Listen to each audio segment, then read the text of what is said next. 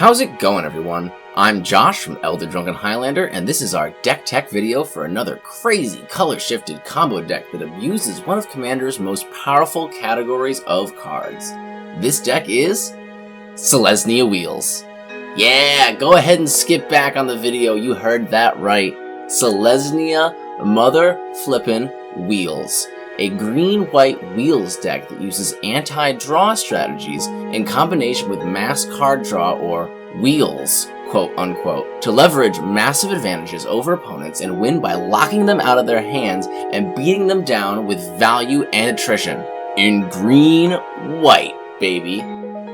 This deck is kinda similar to all those Hull Breacher decks that were running around the format before that little shit got banned, except it's way more fun and fair on account of it being green and white and not having access to anywhere near as efficient or crippling wheel pieces as, say, Grixis. Heck, we don't even have any true wheels, but I won't let that stop me. By the time you're finished watching this video, you'll be wheeling and dealing with the best red decks out there, all while still feeling the call of the Conclave. If you're feeling the call to support our channel, you should check out our Discord where we are constantly talking with our community. We also stream on Twitch every Thursday and Sunday night. If you really want to help us make content, consider supporting our Patreon.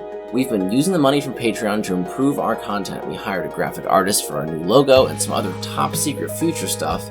And we also just bought a green screen, so stay tuned for cheesy stuff using that. Oh, and subscribe too, I guess. My stats still say that most of our viewers aren't.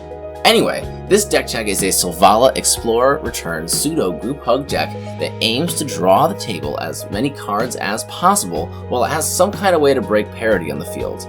There are a number of ways we can do this, from single cards such as Alms Collector or Psychosis Crawler to crippling combos such as Uba Mask or Spirit of the Labyrinth with something else that replaces our draws such as Words of Worship or Abundance. We will go over all our wheel payoffs a little later in the video though. As for Selvala, she is hardly the only viable commander for this strategy, but I felt having access to card draw in the command zone made her the most powerful option. I also considered Drakenlord Dramoka for the commander so people wouldn't fuck with me.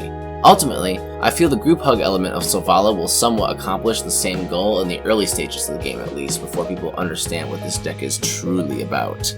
This wouldn't be a Wheels deck without Wheels though. We don't have any true Wheels in this deck, but we do have a lot of cards that are basically close enough.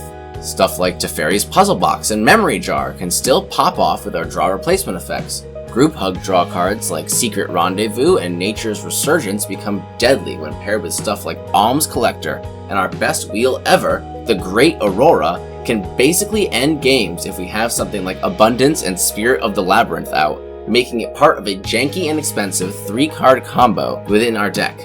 We won't be getting combo looted and breaking down any crazy combos in this deck, but game-ending synergies like the Great Aurora and Alms Collector leaving everybody but you with no stuff is basically the same thing as a jank combo, and will certainly impress the table just as much.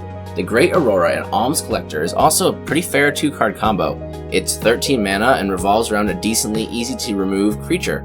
This isn't the type of deck that will lose you friends. Unlike all that Hull Breacher nonsense. Bye, Felicia.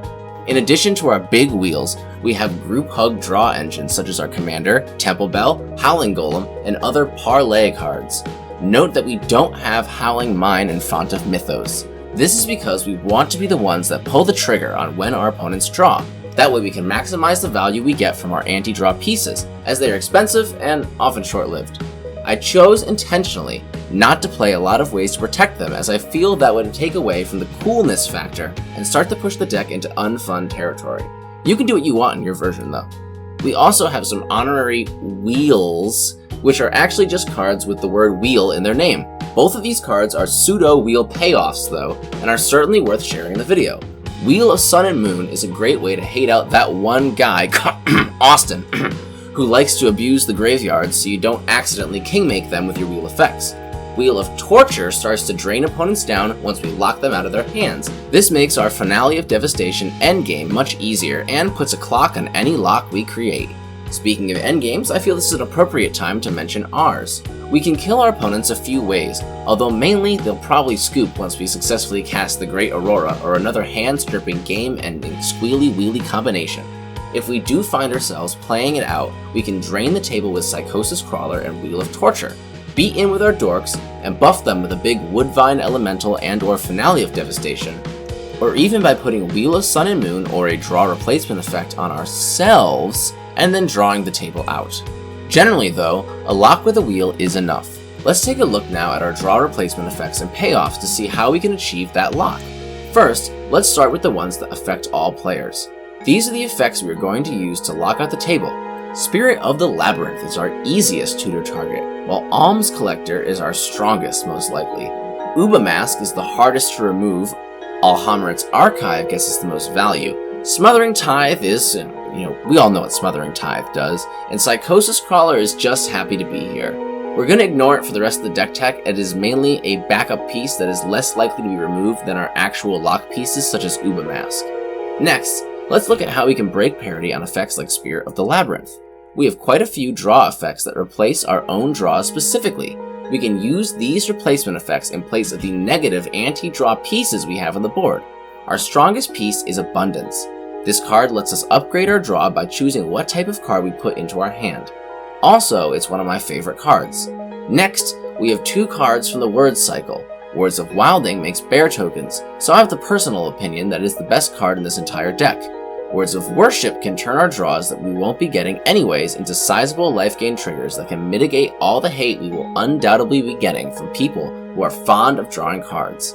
Island Sanctuary can also protect our life total and is really sneaky with Spirit of the Labyrinth, allowing us to draw from other sources on our turn, such as our commander. We also have some less commonly seen pieces than even those gems in Pursuit of Knowledge, which lets us store our draws for a later date, and Mangara's Tome, which is a pseudo-tutor that has the added bonus of replacing our draws too.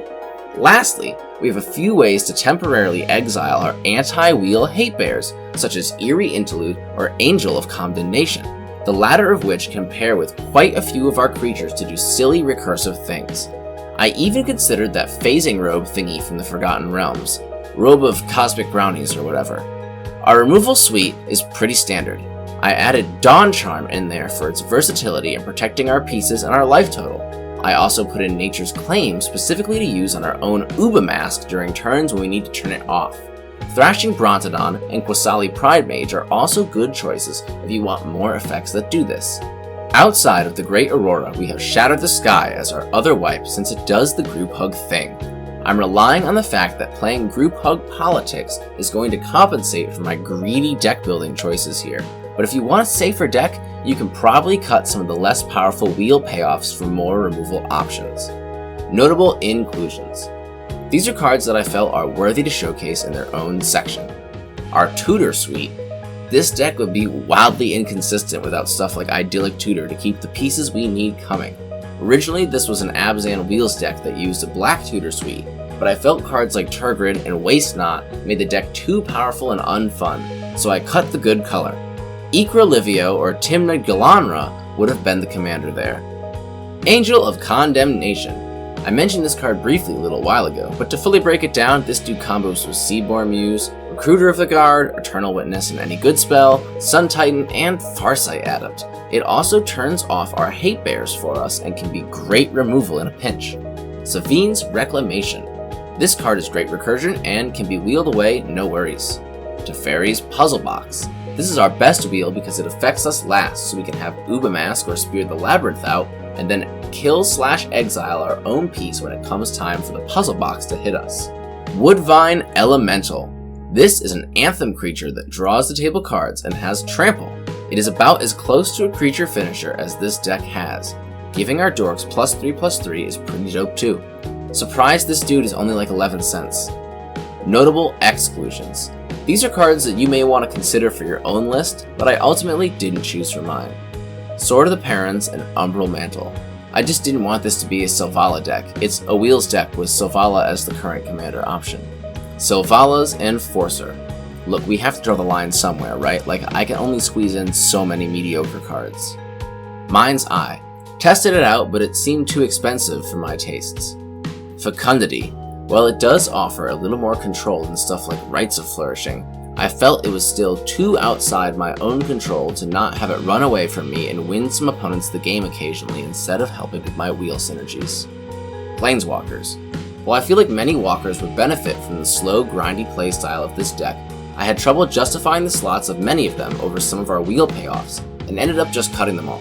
Garruk Wildspeaker and some others would be all nuts in this deck though, if you can find the slots. The expected meta that this deck is designed to play into is groups that aren't running, quote, high power, unquote, EDH strategies. If your friends are jamming Mana Crypt into their Simic value decks, then the table's probably too strong for this build. This deck sits nicely in the level right above precons right before decks start to get obscenely powerful. It is vulnerable to spot removal and the attrition of enemy decks that can set up faster than it, which I feel gives your opponents enough of a window to react where it won't feel oppressive when you strip them of their hands with a fake wheel effect. Plus, it is quite the spectacle to play, so if your group's main emphasis is on fun, they will enjoy watching a deck like this one pop off despite the odds of its color combination. If you enjoy stuff like this, make sure you subscribe, hit the bell, comment for the ol' algorithm, and check out our various links in the description. The deck list will be there as well as some other things for you to look at, like our Twitter where I largely shitpost and talk smack, or our Discord where we play spell table games against people online. Thanks to all our patrons whose names are on the screen right now, and thank you, viewer, for staying around till the end. Nice! I'll see you next time!